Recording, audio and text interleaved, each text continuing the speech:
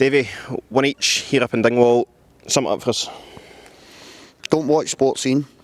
Or give yourself a minute, because that's not getting any longer than 60 seconds on Sports Scene. Wasn't a lot of quality in the game, let's be honest. I knew the game was going to become direct. I knew it was going to be direct before I came up here. At times we were very direct ourselves. But I kind of knew what we were coming into. I thought in the first half we got bullied a wee bit. The game was really direct. We struggled to get out our own final third. It was just long ball after long ball down the channel. Then when they did progress into our half, it was just a ball in your box. So I kind of knew that was the pattern of the game. That's what was going to happen.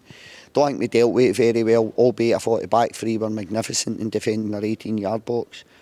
Don't know about this concussion rule, but I think the three of them must have had a combined headers of about 500 today.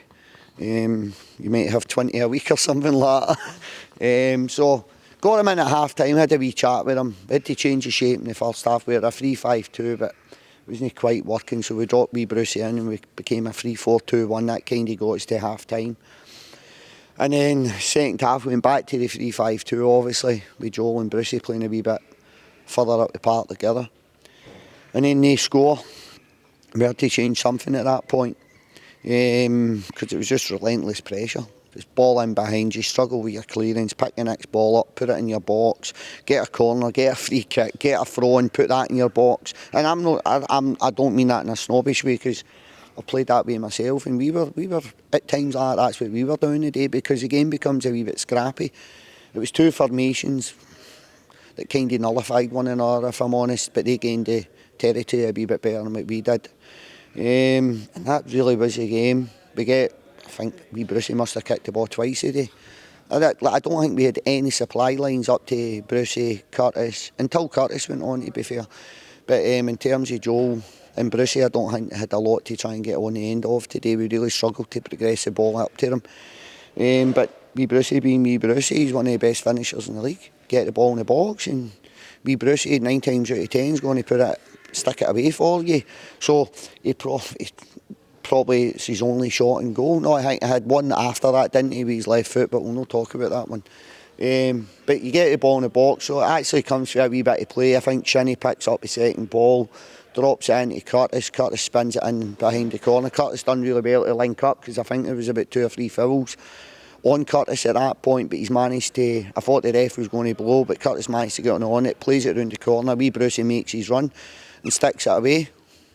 You said there really wasn't much in the game. It was a game of minimal chances. Obviously Simon Murray had one in the first half. There was one cleared off the line by DeLucas as well.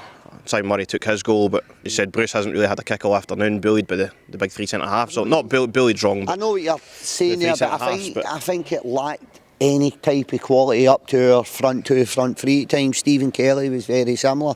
When Stephen was playing as a 10 off the noobs, and there was very little quality for them to work off. It shows Bruce's professionalism though, doesn't it, that say he gets that 1.5 chance. And that's what Brucey lives for. Yeah. Brucey just lives for chances, balls in the box. That's the wee Brucey's game. He needs to work at the other side of his game. We all know that. He's linked up, but that is wee Brucey. A T, get the ball in the box and the wee man's going to be there. 9 times out of 10 he'll stick it away for you.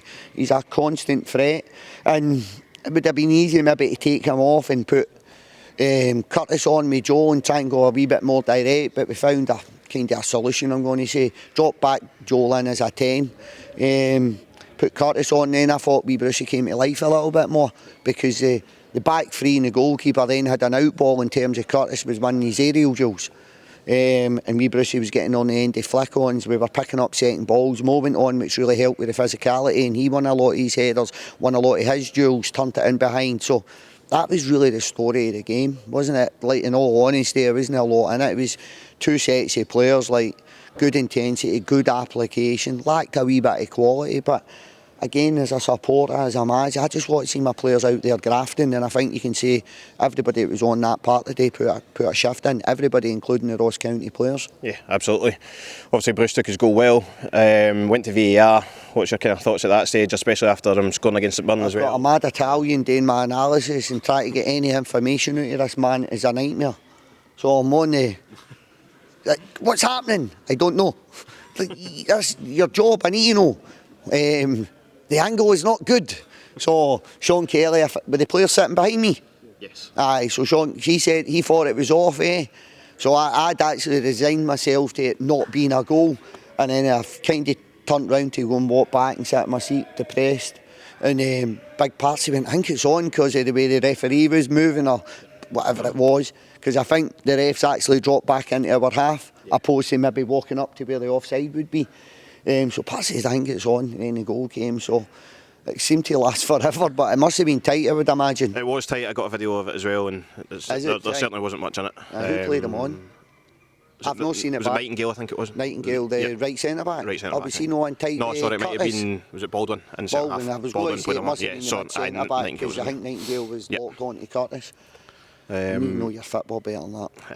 Oh, I'm in with the analyst.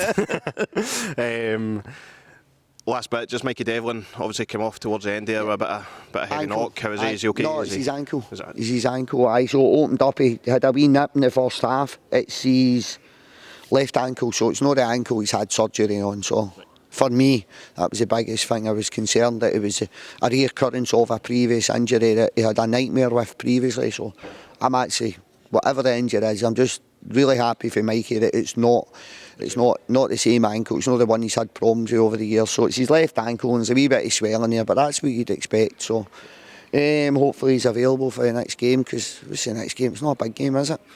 Just a wee one. Celtic at home. Celtic at home, so at the Tony Mac. Don't really need him, do we? Don't really need him. The skipper can miss that one. That's it. Have an afternoon off. Thanks for your time, Davey. Right, cheers.